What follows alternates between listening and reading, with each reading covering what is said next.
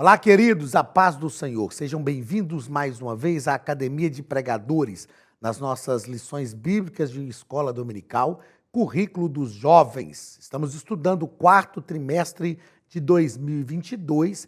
Na aula de hoje estudaremos a lição de número 6, do dia 6 de novembro de 2022. O título da nossa lição é Exemplos de Liderança Feminina. Eu sei que quando tratamos das questões que envolvem liderança feminina no meio pentecostal, no geral, existe alguns desacordos, porque no geral, a liderança pentecostal, a liderança feminina no meio pentecostal não é uma liderança, na grande maioria das igrejas pentecostais, não é uma liderança eclesiasticamente reconhecida. O que é uma liderança eclesiasticamente reconhecida? Uma liderança que não tem ainda muitas igrejas que ordenam mulheres a funções ministeriais. Embora a gente sabe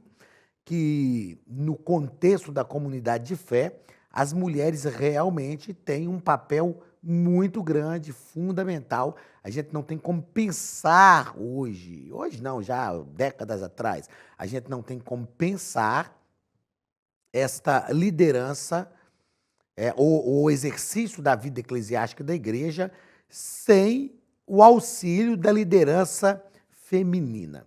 Eu quero deixar claro que na aula de hoje nós não temos uma proposta de tratar esta questão de ordenação eclesiástica feminina aqui.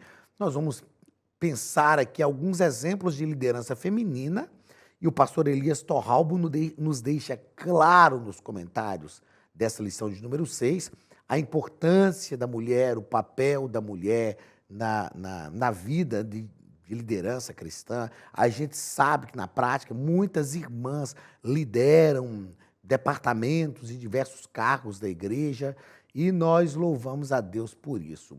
Eu quero deixar claro aqui também que a nossa posição não é uma posição de crítica àquelas denominações eclesiásticas que reconhecem essa liderança feminina, ordenando algumas mulheres a alguns cargos, como pastora, por exemplo. Eu tenho amigas, irmãs que são pastoras, esposas de pastores, amigos que também são ordenadas a pastoras, e a gente consegue conviver muito bem com isso, mas também conseguimos transitar bem neste ambiente pentecostal, onde esta situação não é uma situação recorrente, tá ok? A aula de hoje, a você que é professor, eu quero deixar muito claro que não é uma aula que deve gerar um debate em torno deste reconhecimento eclesiástico a partir de uma ordenação eclesiástica ou não em relação à liderança feminina. Muito pelo contrário,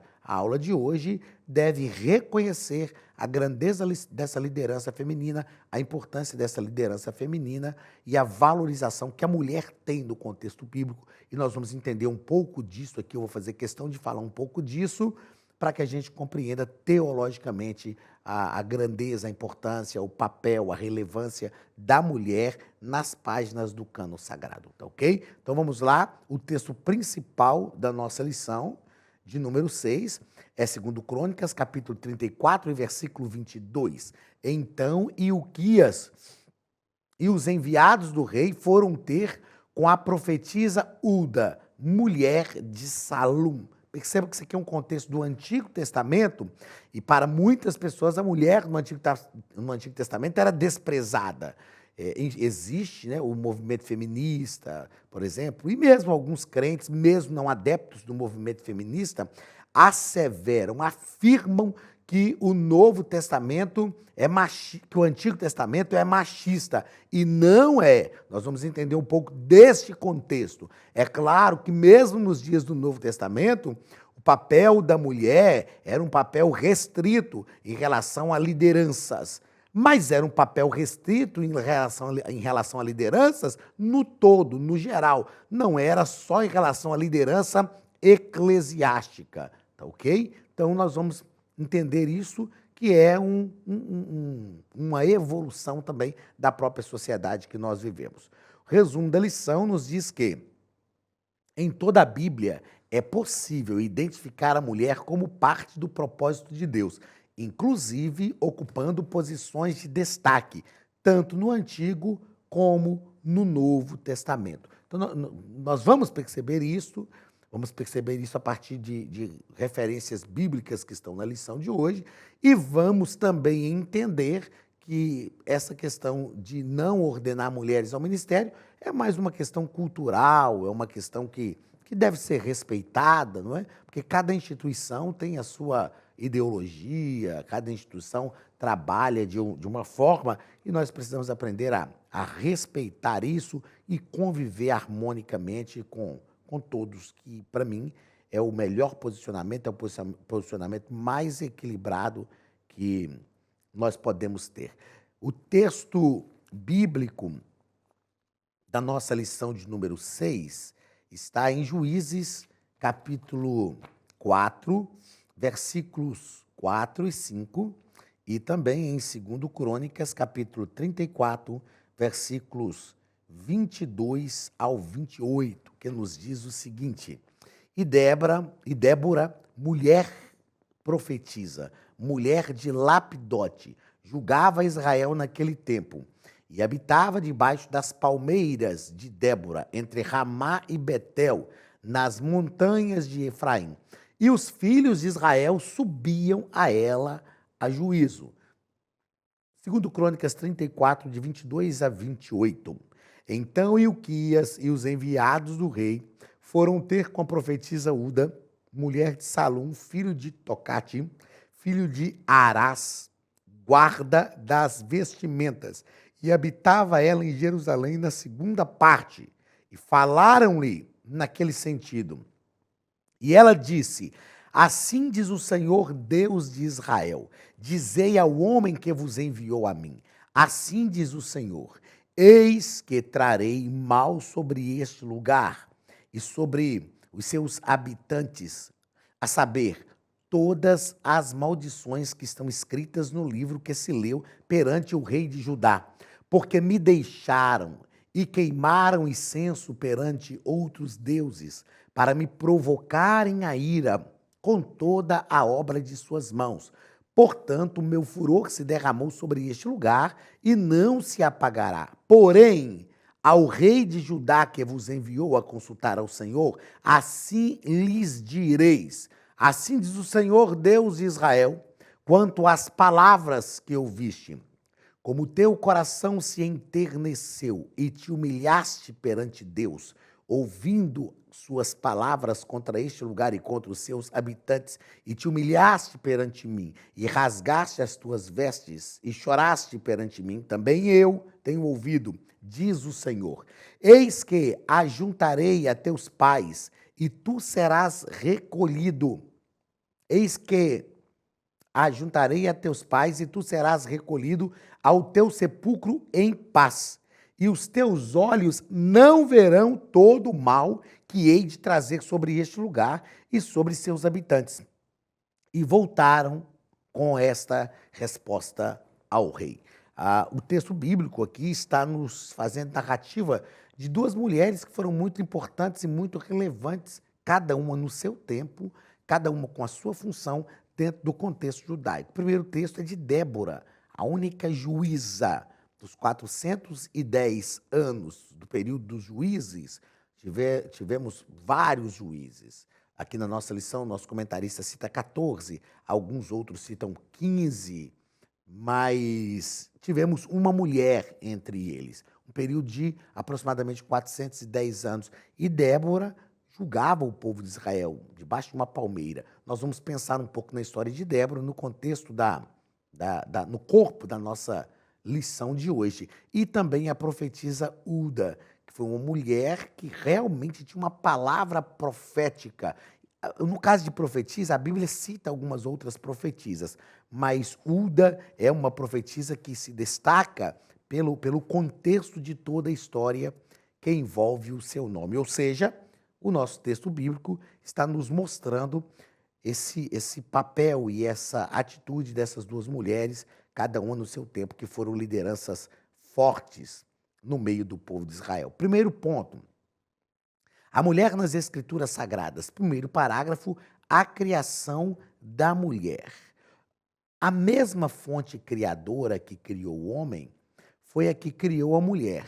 E aí o pastor Elias Torralbo nos coloca aqui, ó, uma vez que a fonte criadora do homem é a mesma que a da mulher, não há diferença de importância e de valor entre ambos. Não há diferença de importância e de valor entre ambos. Nós sabemos que o Antigo Testamento não está escrito numa linguagem machista, mas está escrito numa linguagem patriarcal, porque aquela era a sociedade daquele tempo. Os homens tinham uma relevância maior. A mulher, no geral, ela ficava responsável por cuidados do lar, da casa, com os filhos, ela era responsável por gerar filhos. E existe no Antigo Testamento alguns textos que, se não forem bem interpretados, vai deixar o entendimento que a mulher era simplesmente uma mercadoria. Isso não é verdade. Nós vamos perceber aqui com essas palavras do pastor Elias Torralbo que o mesmo Deus que criou o homem, criou a mulher. Daqui a pouco eu falo sobre essa interdependência que Deus fez, criou entre homem e mulher. Mas eu quero citar aqui um autor de teologia do Antigo Testamento chamado Ralph Smith. O Ralph Smith escreveu em seu livro Teologia do Antigo Testamento que, quando no Antigo Testamento exigia-se o pagamento de dote para a mulher, né? Quando a mulher ia se casar, o noivo tinha que pagar um dote, não é que ele estava comprando a propriedade da mulher para ter direito sobre ela. O pai da moça não estava vendendo. Na verdade, o dote no Antigo Testamento tem uma visão de valorização da mulher. É como se o pai dissesse o seguinte: olha, a minha filha é tão preciosa, é algo tão importante para mim, que se você quiser tirar ela de dentro da minha casa, você tem que pagar por isso.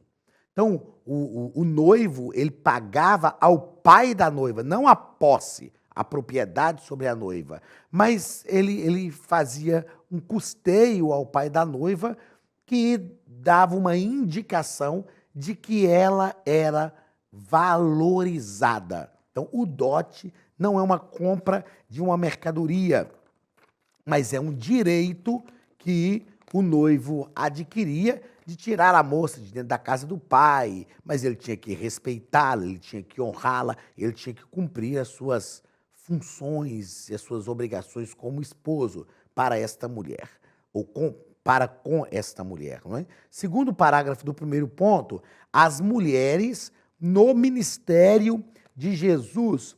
Jesus quebrou alguns paradigmas, diz aqui o pastor Elias Torralbo, Jesus quebrou alguns paradigmas do seu tempo ao permitir que algumas mulheres o servissem com os seus bens. Então era um contexto cultural naquela época das mulheres ficarem mais submissas aos maridos. Na verdade, naquele tempo não era só uma submissão, era uma subserviência mesmo. A mulher não tinha o direito. Mas isso era um contexto cultural, não foi a Bíblia que estabeleceu isso. E a gente precisa também compreender, ao estudar a ação intra-histórica de Deus no mundo, e principalmente sobre o seu povo, que Deus sempre respeitou essas culturas e foi transformando essa cultura pelo poder da palavra de Deus. O pastor Elias Torralbo não cita aqui, mas quando nós analisamos o ministério de Paulo, por exemplo, ele não faz uma análise do ministério de Paulo, ele cita Priscila. Mas quando analisamos o ministério de Paulo, os maiores cooperadores do ministério de Paulo foram mulheres. Terceiro ponto, terceiro parágrafo deste primeiro ponto, a Academia de Pregadores tem um recado para você. Olá, queridos alunos e alunas da Academia de Pregadores, que bom ter você conosco neste momento tão especial. Estamos aqui para apresentar a nova plataforma da Academia de Pregadores, que foi construída ao longo dos últimos meses com muito carinho, um grande investimento, para levar até você não somente um conteúdo de excelência, mas também tecnologia de ponta. Veja comigo. Os cursos estão organizados por trilhas na página principal. Aqui você encontra sugestões, lançamentos, temas específicos e outras categorias.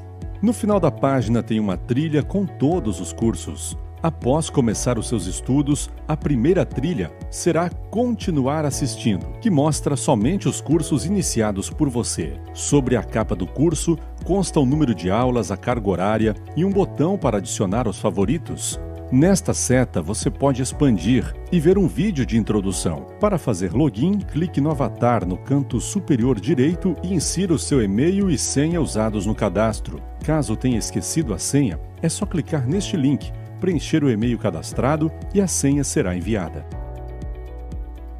No canto superior esquerdo fica o novo menu do portal. Ao abrir um curso pela primeira vez, você vê as informações do curso e do professor. E na lateral, ou logo abaixo se for no celular, está a lista de módulos e aulas. Algumas aulas iniciais podem ser grátis e qualquer pessoa que fizer um cadastro rápido pode assistir. Após se matricular, aqui você vê as aulas concluídas, aulas liberadas ou agendadas. Você pode adicionar os favoritos, dar uma nota ao curso e acompanhar o seu progresso. E se você sair do curso e retornar depois, o sistema vai abrir exatamente a última aula assistida. Se estiver no computador, use esta seta para ampliar a tela. Logo abaixo da videoaula você encontra os links para baixar anexos, como áudio e apostilas. E neste campo em branco, pode fazer as suas anotações enquanto assiste. Depois é só imprimir ou salvar. Quando terminar o curso, clique no botão Emitir meu certificado e ele será gerado automaticamente no mesmo instante e sem custo. Clicando no avatar, você tem acesso ao seu perfil e histórico de pagamento. Em Meus Cartões, pode adicionar um novo cartão de crédito para fazer o pagamento do seu plano. Se você já era nosso aluno e seu cartão não aparece aqui, adicione um cartão na nova plataforma. Então aproveite as novidades e clique em Assine Agora. Escolha um dos planos, venha para a Academia de Pregadores, a maior escola bíblica online do Brasil.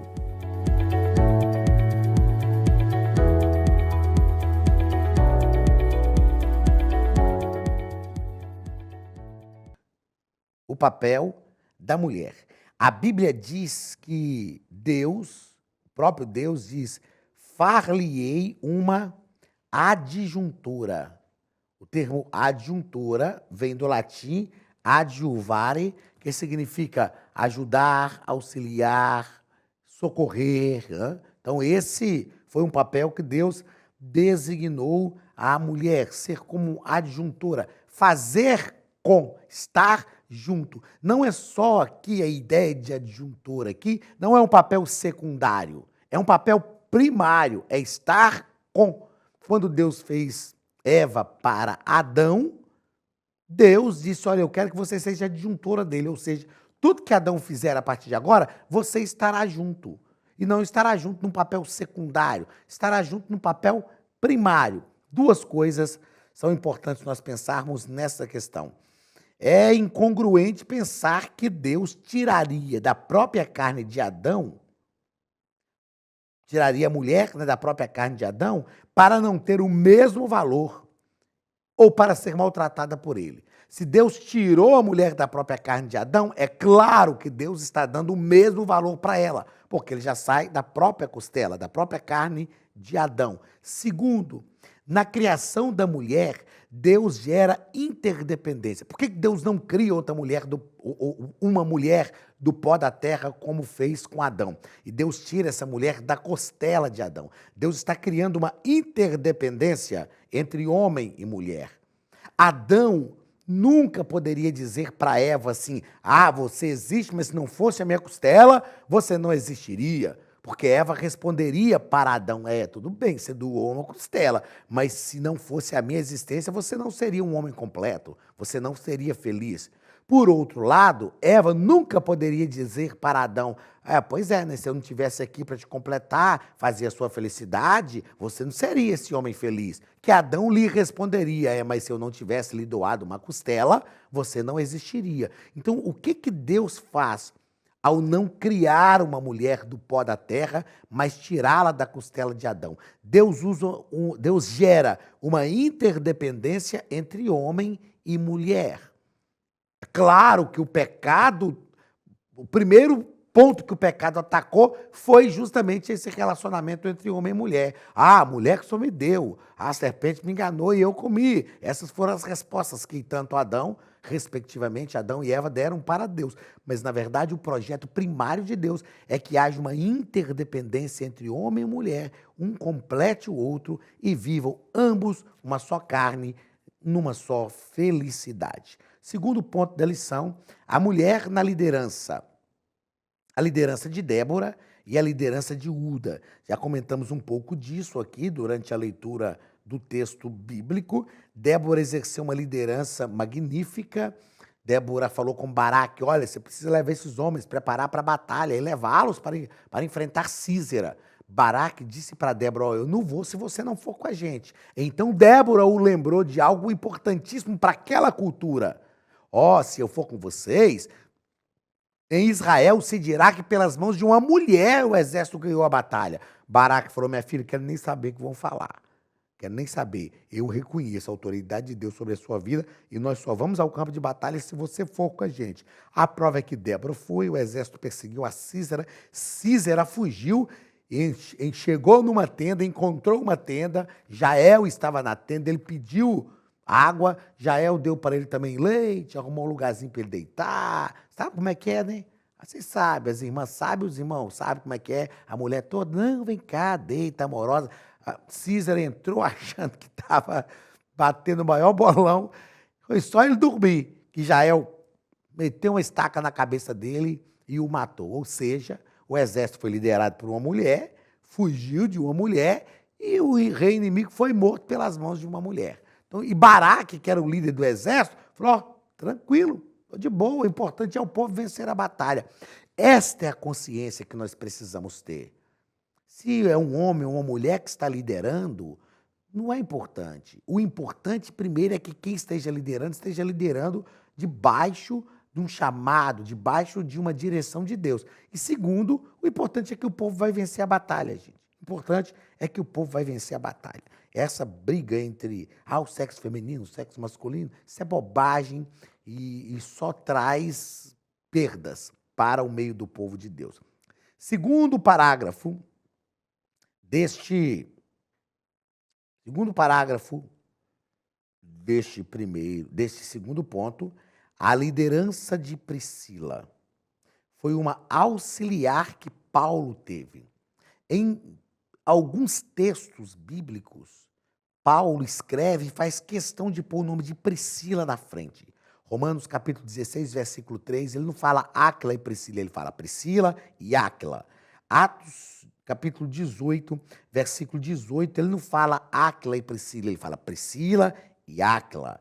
Atos capítulo 28, versículos 24 ao 26, Paulo também não se refere àquele casal como Áquila e Priscila, sempre se refere a Priscila e Áquila, deixando uma compreensão hermenêutica de que quem tinha uma maior proeminência na liderança ali naquele casal não era Áquila, era Priscila. Foi realmente uma grande cooperadora de Paulo, tanto Áquila quanto Priscila. Eles auxiliaram na formação de Apolo, né? E trabalharam nisso, discipularam esse homem de Deus. Eu estou vendo aqui para ver se eu não estou confundindo aqui, mas é Apolo mesmo, que era jovem e era muito eloquente. Eles cooperaram com Paulo de forma magnífica, contribuíram com o crescimento da igreja nos tempos do ministério do apóstolo Paulo e foi uma bênção. Terceiro parágrafo, a liderança de Lídia. Lídia era uma mulher à frente do seu tempo. A Bíblia fala que Lídia era uma empresária, uma empreendedora. Ela trabalhava com púrpura. Atuava como vendedora de púrpura. E não era de uma loja, era um negócio próprio. Uma mulher muito generosa se converteu através da pregação de Paulo e ela demonstrou ter uma liderança servidora, generosa. Ela também foi uma mulher empreendedora do ramo de púrpura. Ou seja, essas mulheres sempre existiram ao longo da história. Terceiro parágrafo o terceiro ponto da nossa lição, uma resposta ao feminismo. Nós precisamos ter cuidado, porque o movimento ideológico conhecido como feminismo teve influências diretas do marxismo, cuja ênfase é a desconstrução da família tradicional sob o argumento de que esse modelo promove a opressão da mulher. A família tradicional não promove a opressão da mulher, muito pelo contrário. Eles usam alguns textos bíblicos de forma isolada. Gênesis 3:16, quando Deus falou com a mulher, com dor terá filhos, foi uma punição de Deus para a mulher, assim como Deus puniu Adão também. Do suor do teu rosto comerás. Depois, 1 Coríntios, capítulo 11, e versículo 3, e capítulo 14, versículos 34 a 36, Paulo vai falar aqui que as mulheres deveriam não ter a sua beleza no frisado dos cabelos. E se a gente estudar o contexto, a gente vai perceber que Paulo está falando que as mulheres que se trajavam daquele jeito eram tidas como prostitutas. Depois, 1 Timóteo capítulo 2, e versículos 11 ao 13, Paulo está dando conselhos também que devem ser análises feitas dentro daquele contexto. Não são palavras de Paulo a fim de reprimir a mulher. Uma coisa precisamos considerar: homem e mulher têm papéis diferentes, pois são mentalidades psicoemocionais também diferentes. Eu brinco e falo que o dia que eu descobri que mulher é igual homem, eu largo a minha, porque viver com homem deve ser chato demais da conta. Tem que falar mulher igual homem. É claro que não é, gente. É claro que não é. É outra concepção psicoemocional, outra visão de mundo, outra constituição física, outra concepção hormonal, é outra coisa. Nós precisamos ter este entendimento, saber que tanto o homem quanto a mulher têm valor de igual forma para Deus e devem estar unidos em busca de um só propósito. Segundo parágrafo do terceiro ponto, uma resposta bíblica. Qual a resposta que se deve dar? Quando Deus fala que o homem deveria dominar, tem gente que gosta dessa palavrinha, né? Dominar.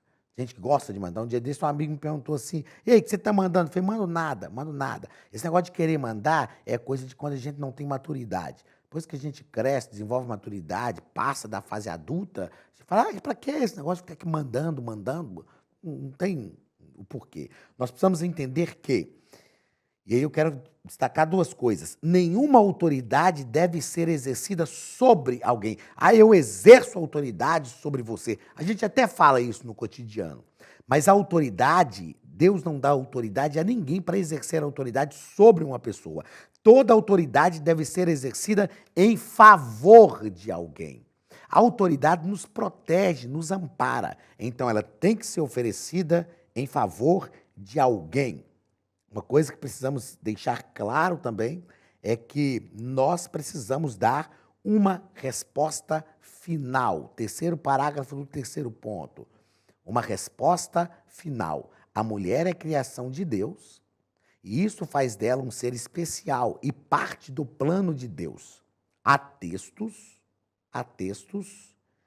bíblicos que mostram mulheres exercendo lideranças como os exemplos das mulheres estudados nesta lição. E permitam-me fechar a nossa aula destacando o seguinte: a plenitude da humanidade repousa sobre a união de homem e mulher. Portanto, não há que se pensar de forma diferente entre um e outro. Ambos foram criados por Deus e, unidos, pertencem a um só propósito. Essa é a melhor resposta a se dar. Homem e mulher foram criados por Deus e, unidos, pertencem a um só propósito, tanto na família, quanto na igreja, quanto na sociedade. Existem papéis diferentes para homens e para mulheres. E se cada um assumir o seu papel, com responsabilidade, com amor, sobretudo, entendendo que eu assumo o meu papel para cooperar com o outro e com a outra. Nesse nosso caso aqui, nós vamos entender que haverá uma harmonia entre família, entre sociedade e, sobretudo, entre a igreja. Que Deus abençoe as nossas irmãs e que elas continuem sendo uma liderança efetiva no reino de Deus. Que o nome do Senhor Jesus seja glorificado. Aqueles que ordenam mulheres ao ministério, glória a Deus. Aqueles que não ordenam, glória a Deus também. O importante é que ela seja valorizada. Aqueles que não ordenam, que daqui a pouco vão ter um entendimento diferente, vão começar a ordenar, glória a Deus também. A Bíblia diz, faça-se tudo para a glória de Deus. Não há problema, não há pecado nisso. É uma questão cultural de diferentes denominações e é assim que nós pensamos. O importante é que as mulheres realmente são relevantes e com um trabalho muito importante para o reino de Deus. Deus te abençoe. Até a nossa próxima aula, onde nós vamos estudar sobre a liderança de Davi. Um grande abraço e até a semana que vem, em nome de Jesus.